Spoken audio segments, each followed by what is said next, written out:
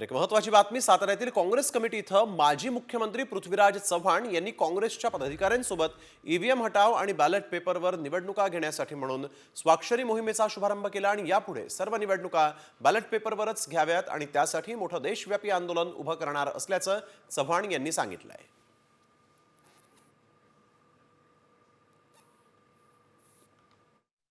एकच आता प्रगत असं मोठं राष्ट्र आहे, मोठी लोकशाही आहे, जिथं ईव्हीएमचा हट्ट धरला जातोय। त्यामुळे आम्ही पुढच्या निवडणुका या पेपर बॅलेट पद्धतीने घ्याव्यात याबद्दल एक मोठं आंदोलन, देशव्यापी आंदोलन आम्ही सुरू करतोय आणि त्यामध्ये स्वाक्षरी मोहीम हा एक भाग आहे, ज्याच्याबद्दल आम्ही चर्चा आज करणार आहोत।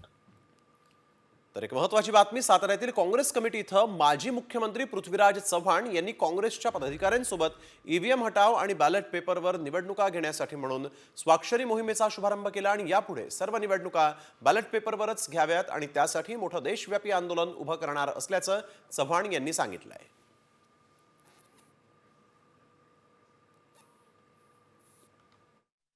एकच आता प्रगत असं मोठं राष्ट्र आहे, मोठी लोकशाही आहे, जिथं ईव्हीएमचा हट्ट धरला जातोय। त्यामुळे आम्ही पुढच्या निवडणुका या पेपर बॅलेट पद्धतीने घ्याव्यात याबद्दल एक मोठं आंदोलन, देशव्यापी आंदोलन आम्ही सुरू करतोय आणि त्यामध्ये स्वाक्षरी मोहीम हा एक भाग आहे, ज्याच्याबद्दल आम्ही चर्चा आज करणार आहोत।